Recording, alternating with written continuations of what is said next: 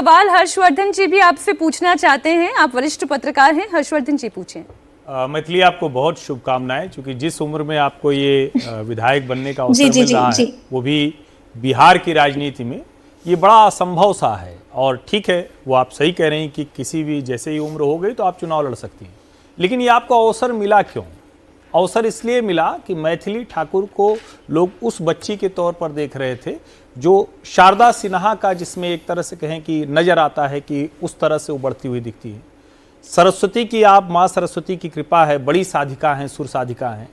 अब एक बहुत कम उम्र में आपने वो भी मुकाम हासिल किया, बड़ी कम उम्र में आप ये भी मुकाम हासिल कर रहे हैं। दोनों के साथ न्याय कैसे करेंगी? क्योंकि आपका एक बड़ा समर्थक वर्ग है, प्रशंसक है, आपके बड़े प्रशंसक हैं, जो उस मैथिली ठाकुर को, जो मतलब कानों को बहुत सुहाती है, मन को बहुत सुहाती है, और ये नेता मैथिली, कैसे संतुलन होगा? Sir, I can really feel कि आप भी मेरे प्रशंसक कहीं से कहीं ना कहीं जरूर होंगे। इसीलिए ये जो भाव आता है जब कि आप इतने यंग एज में क्यों गए पॉलिटिक्स में, ये मुझे बहुत सारे ऐसे लोगों को जवाब देना पड़ा जो मुझे बहुत समय से सुनते हुए आ रहे हैं। तो मुझे बहुत ही ज़्यादा ज़रूरत लगती है कि राजनीति में तो जो सेवा करने का जो एक काम मिलता है हम सभी लोगों को, इसमें तो संवेदनशील होने की बहुत ही ज़्यादा आवश्यकता है। और एक कलाकार होने के नाते मैं ये बात गारंटी के साथ कह सकती हूँ कि जो भी कला क्षेत्र से जुड़े हुए हैं उनके अंदर संवेदनाएं कूट कूट के भरी हुई है। इसीलिए लोग जो प्रशंसक हैं उसको एडमायर करते हैं कि इनका गाना मुझे दिल तक छुआ, ऐसा जब हम किसी के मुंह से सुनते हैं। तो इसीलिए मुझे लगता है कि ये मेरा सौभाग्य है, मुझे भगवान इस रास्ते पर लेकर के जा रहे हैं। और मैं बहुत ही ज्यादा श्योर हूँ कि मैं दोनों रास्तों में पूरी तरीके से अपना।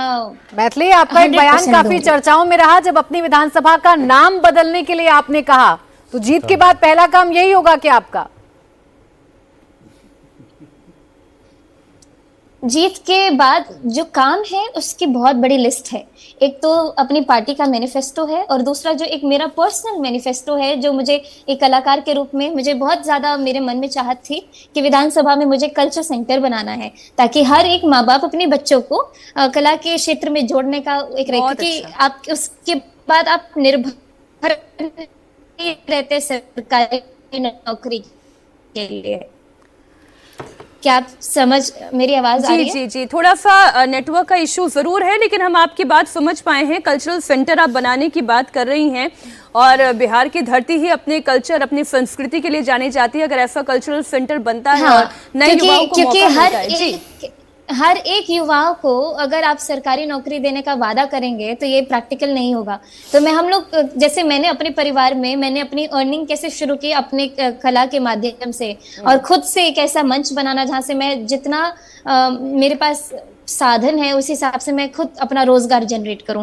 तो ऐसे कुछ आइडियाज मुझे लगता है कि हम लोग उस चीज को एफिशिएंटली कर पाएंगे। आपकी जो अप्रोच है वो एग्जैक्टली जेंजी अप्रोच है। मीनाक्षी, नेटवर्क ठीक हो गया है तो कम से कम मैथिली को हम लोग थोड़ा सुन लें। ये बात तो ठीक है। गुजारिश हम सभी लोगों की है मैथिली आपसे कि उस वक्त नेटवर्क थोड़ा खराब था, बधाइयां पूरी अच्छे से आ नहीं पाई थी, तो प्लीज एक गीत और सुना दें आप।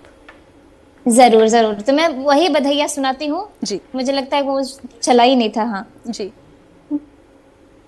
बधाइया बाजे आंगने में, बधाइया बाजे आंगने में, बधाइया बाजे आंगने में, बधाइया बाजे आंगने में, बधाइया बाजे आंगने में, बधाइया बाजे आंगने में। मैथिली जी, बहुत बहुत बधाई आपको और आपको शुभकामनाएं। और आपके ऊपर उम्मीदों का बोझ भी बहुत ज़्यादा रहेगा। लोगों की आपसे अपेक्षाएं जो हैं बहुत ज़्यादा होंगी। आप युवा हैं, उस नाते भी आप और ज़्यादा मेहनत कर सकती हैं, इस नाते भी तो आप उन पर खरा उतरें। हमारी शुभकामनाएं आपके साथ। Thank you so much. Thank you.